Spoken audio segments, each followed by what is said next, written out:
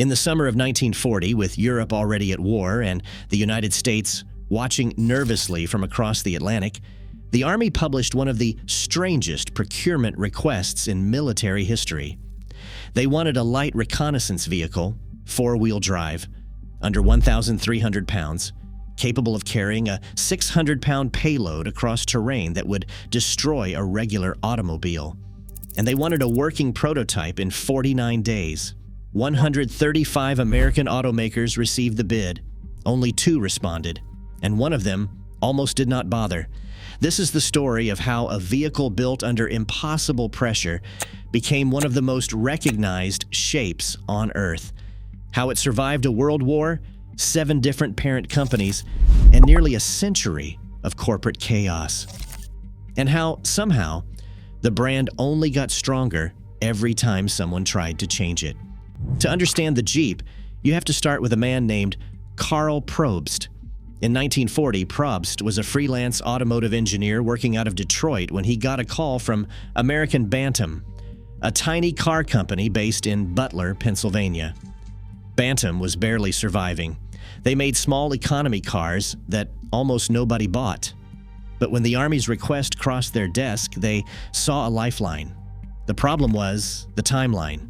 49 days to build a working prototype from scratch. Bantam's president called Probst and asked him to design the thing. Probst initially said no. The deadline was absurd. The specs were nearly impossible, and Bantam probably could not afford to pay him. Then he said yes. And over the course of just 2 days, working with a pencil, a paper, and his own experience, Karl Probst sketched out the basic layout of what would become the Jeep. 2 days. The vehicle that Dwight Eisenhower would later call one of the 3 tools that won the war started as a weekend's worth of pencil drawings from a freelancer who almost turned down the job.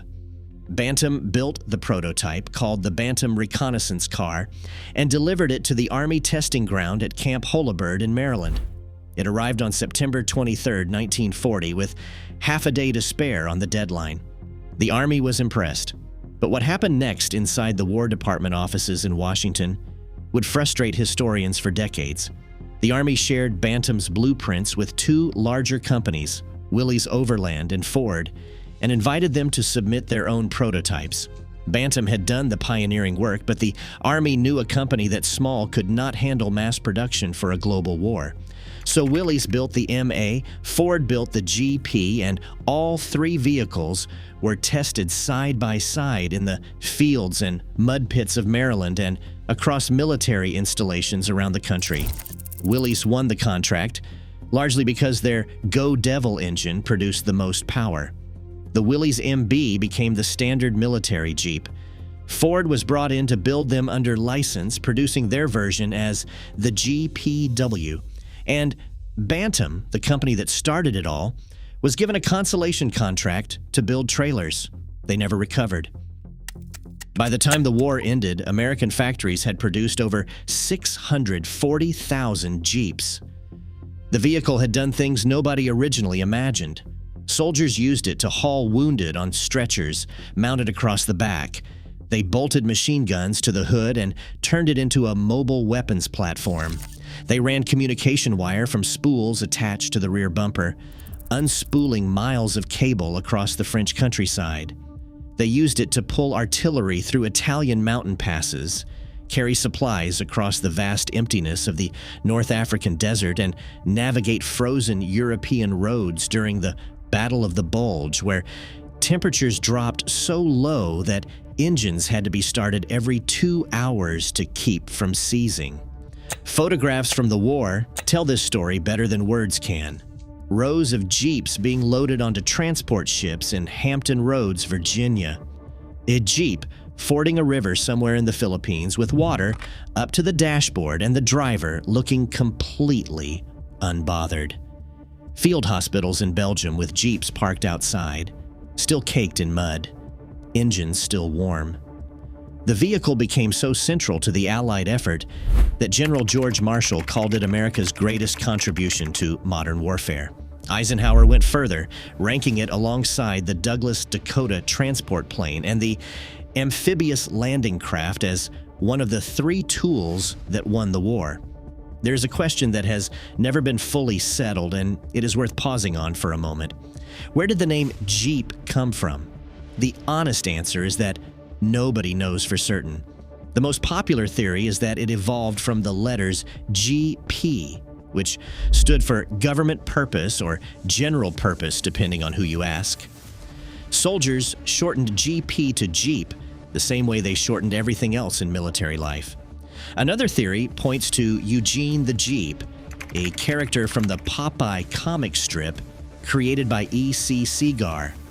Eugene was small, could go anywhere, and solved every problem. The parallels to the little four-wheel drive vehicle bouncing across European fields were obvious.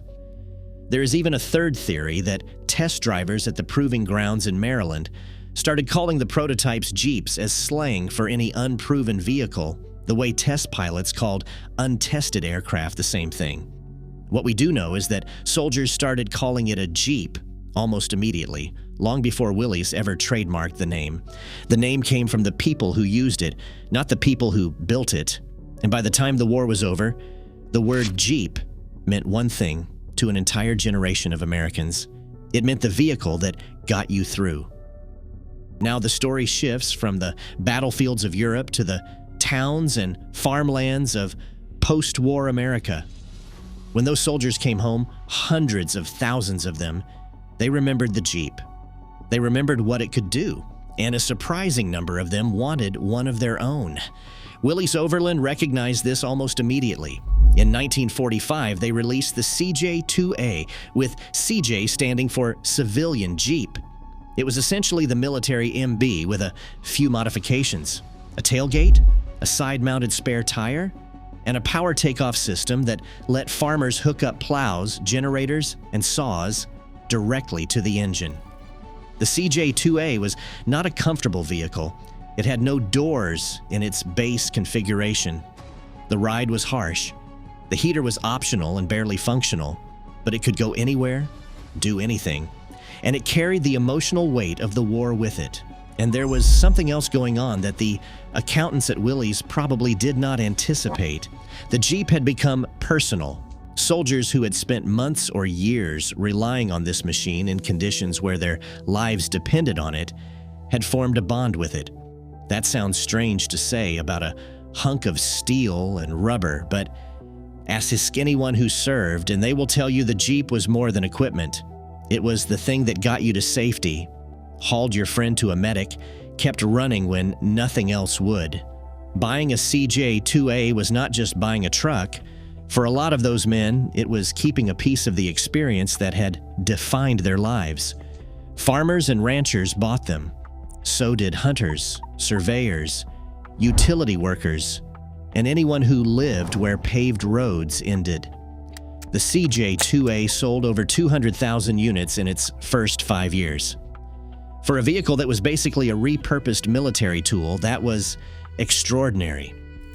But Willys had a bigger idea.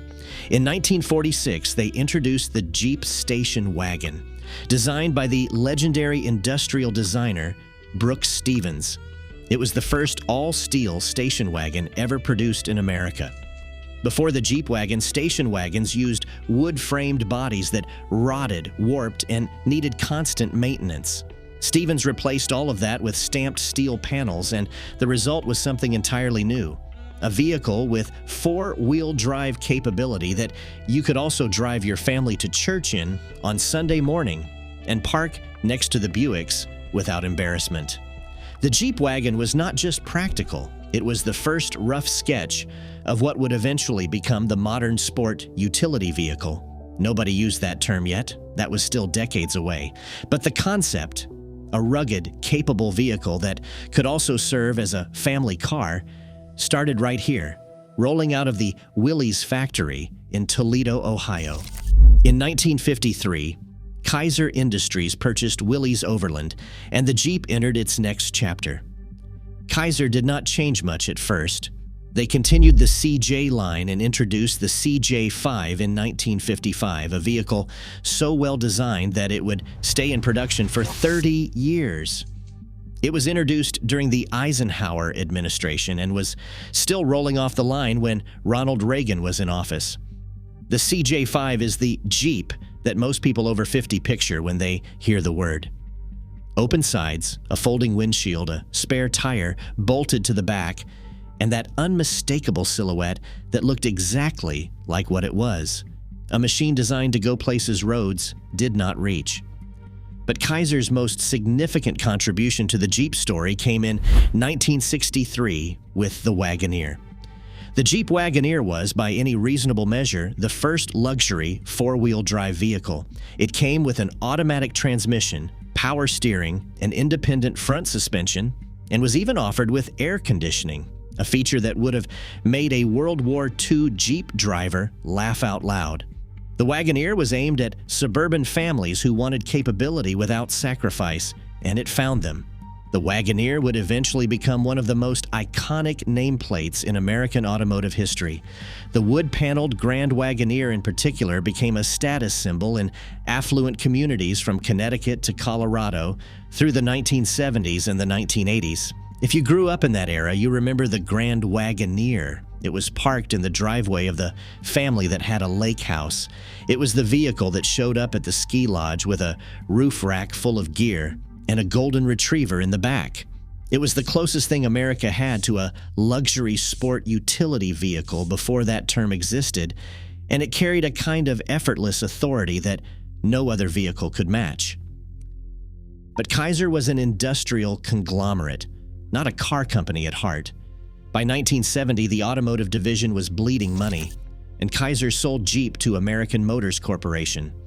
AMC was itself a scrappy underdog, the smallest of the big four American automakers, perpetually short on cash and constantly looking for a competitive edge. Jeep was that edge.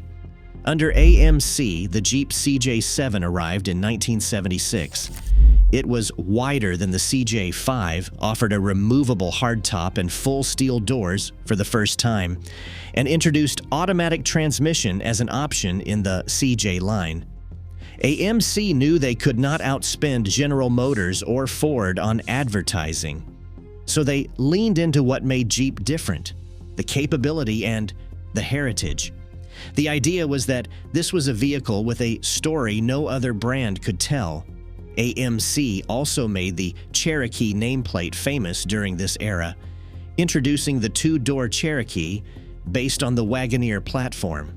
It was rougher around the edges, more affordable, and aimed at younger buyers who wanted the Jeep experience without the Wagoneer's price tag. But the real revolution came in 1984 with the Jeep Cherokee XJ. This is the vehicle that changed the SUV industry forever, and it almost didn't happen. The chief engineer at AMC was Roy Lunn, who had previously worked on the Ford GT40 racing program, and he pushed for a radical idea: build the Cherokee on a unibody platform, meaning the body and frame were one integrated structure instead of the traditional body-on-frame design that every other SUV used at the time. The old guard at AMC thought it was risky. Unibody construction had never been tried on a serious four-wheel drive vehicle, but Lunn argued it would be lighter, more efficient, and handle better on pavement while still maintaining serious off-road capability. He was right on all counts. The XJ Cherokee essentially invented the compact SUV segment. It was small enough to fit in a suburban garage, tough enough to handle a fire road, and affordable enough that young families could actually buy one. Every Honda CR-V, Toyota RAV4, and Ford Escape that followed OWES something to the decisions AMC engineers made with that vehicle. If you're enjoying this deep dive, hit subscribe. There's a new car documentary here every week, and the second half of the Jeep story gets even wilder. By 1987, AMC was running out of money. Chrysler, led by the legendary Lee Iacocca, saw an opportunity. The conventional wisdom at the time was that Chrysler bought AMC to get their factories. That turned out to be wrong. Chrysler bought AMC to get Jeep. Iacocca said so himself. The Jeep brand was the prize, and everything else was secondary. Under Chrysler's ownership, the Jeep entered what many enthusiasts consider its golden age. The Wrangler YJ replaced the CJ in 1987, and it was controversial from the moment the cover came off. Square headlights. For the first time since the original military Willys MB, the Jeep did not have round headlights. The reaction from the Jeep community was immediate and loud. Letters to magazines, angry conversations at dealerships, a feeling among longtime owners that something sacred had been broken. The thing is, the YJ sold well, very well. Chrysler had made the Wrangler more comfortable, more refined, and more appealing to a broader audience. It was the Jeep you could drive to work during the week and take to the trails on Saturday. For a younger generation that didn't remember the CJ5 in their father's garage, the YJ was their first Jeep, and they loved it. But the square headlight debate never went away. It became one of those arguments that defined a brand's identity precisely because both sides cared so much. Then came the Jeep Grand Cherokee, and the way it was introduced might be the greatest product launch in automotive history. In January 1992, at the North American International Auto Show in Detroit, Chrysler President Bob Lutz drove a Jeep Grand Cherokee up the steps of Cobo Hall and straight through the plate glass windows of the convention center. Glass shattered across the show floor. The crowd froze.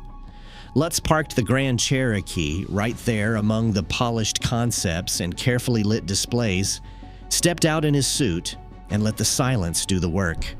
No other automaker had ever done anything like it, and the message was unmistakable. This is not a concept. This is real, and it just drove through a wall to prove it. The Grand Cherokee went on to redefine what Americans expected from an SUV. It was comfortable enough for daily commuting, capable enough for genuine off-road use, and luxurious enough that it did not feel like a compromise. It sold in enormous numbers and turned the SUV from a niche product into the dominant American vehicle category. Within 5 years of the Grand Cherokee's launch, nearly every major automaker was scrambling to build their own version. The Ford Explorer had already started the SUV boom, but the Grand Cherokee proved that the category could move upmarket. It was the vehicle that convinced suburban families they did not need a minivan after all. In 1997, the Wrangler TJ arrived and fixed the one thing that had bothered Jeep loyalists for a decade. Round headlights came back, so did a more refined version of the classic Jeep face. The TJ also introduced coil spring suspension to the Wrangler line, replacing the leaf springs that the CJ had used since the 1940s. The ride improved dramatically, and suddenly the Wrangler was a vehicle you could comfortably drive every day without feeling like your spine was being rearranged.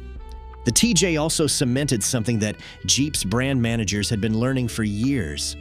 The Jeep's identity was non-negotiable. The 7-slot grille, the round headlights, the flat fenders, the upright windshield. These weren't styling choices. They were the brand itself. You could update the engineering, improve the comfort, add modern technology. But the moment you changed the face, the audience pushed back. The TJ proved that going backward, returning to the classic design language, was sometimes the smartest possible move. But Chrysler's independence would not last. In the late 1990s, the Daimler-Chrysler merger arrived, a corporate marriage marketed as a merger of equals, but in reality an acquisition by the German automaker. For Jeep, the Daimler era was a mixed bag. On one hand, build quality improved, and some German engineering discipline made its way into the manufacturing process. On the other hand, vehicles like the Jeep Liberty and the Jeep Commander arrived feeling uncertain of their own identity. The Commander in particular, a 7-passenger SUV with an awkward greenhouse and questionable proportions, became a symbol of what happens when a brand stretches beyond its core DNA. The Daimler partnership dissolved in 2007, and Chrysler was sold to Cerberus Capital Management, a private equity firm named after the 3-headed dog that guards the gates of the underworld. This was, by most accounts, the lowest point in the Jeep brand's corporate history. Cerberus was a financial firm, not a car company, and they acquired Chrysler just as the American housing market was collapsing. and the global financial crisis was gathering momentum. Within a year, Chrysler was in bankruptcy. Jeep production at the Toledo Assembly Complex in Ohio slowed dramatically. Dealerships across the country were shuttered, some of them family operations that had sold Jeeps for decades.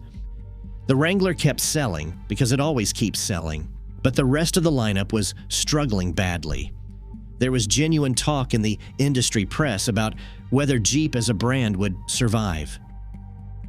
Then came Fiat. In 2009, the Italian automaker Fiat SPA, led by the relentless Sergio Marchionne, acquired a controlling stake in Chrysler as part of the bankruptcy restructuring. Marchionne was a fascinating figure, the kind of executive who does not come along very often. He was a chain-smoking, sweater-wearing Canadian-Italian who had already rescued Fiat from near collapse at their Turin headquarters in Italy. He looked at Chrysler's portfolio and immediately identified the crown jewel. It was Jeep. Everything else could be debated. Ram trucks had potential. Dodge was a question mark. But Jeep was the asset that justified the entire deal. Under Marchionne's leadership, Jeep went global in a way it never had before. The brand expanded into markets across Europe, Asia, South America, and the Middle East. Jeep dealerships opened in countries where the brand had never had a meaningful presence, from China to Brazil to Australia. The Cherokee was reintroduced on a modern platform. The Grand Cherokee was refined into a genuinely premium vehicle that could compete with German luxury sport utility vehicles on the showroom floor. And the Wrangler, the JK generation, and then the JL that followed it, continued to sell at a pace that defied every trend in the industry. At a time when other brands were abandoning traditional sport utility vehicles for lighter crossovers, Jeep leaned into what made it different: the four-wheel drive, the off-road capability, and the heritage that no competitor could replicate. Marchionne passed away in 2018, and a few years later, Fiat Chrysler Automobiles merged with PSA Group to form Stellantis, a massive conglomerate of 14 automotive brands. Jeep was now owned by a Dutch-registered French-Italian-American corporation with headquarters on 3 continents. It was the 7th parent company in the Jeep's history. Inside Stellantis headquarters in Amsterdam, the part of the Jeep story that is still being written looks very different from anything that came before. Stellantis faces challenges that none of Jeep's previous owners had to consider. The electric vehicle transition is reshaping the entire industry. The Jeep 4xe plug-in hybrid Wrangler was a first step, keeping the Wrangler's off-road capability while adding an electric motor. But the larger question, whether a fully electric Jeep can capture the same spirit as the original, is one that the brand has not yet answered. The Jeep Recon and the Jeep Wagoneer S are both electric vehicles in development aimed at proving that the Jeep identity can survive the powertrain transition.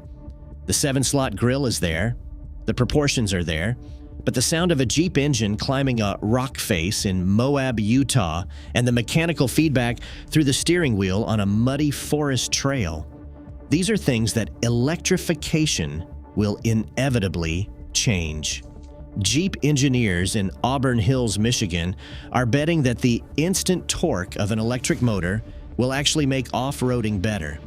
Whether the audience accepts that trade, the silence in exchange for the rumble, will define the next chapter of this story. The Jeep's longevity alone isn't what makes it unusual. Plenty of car brands have been around for decades.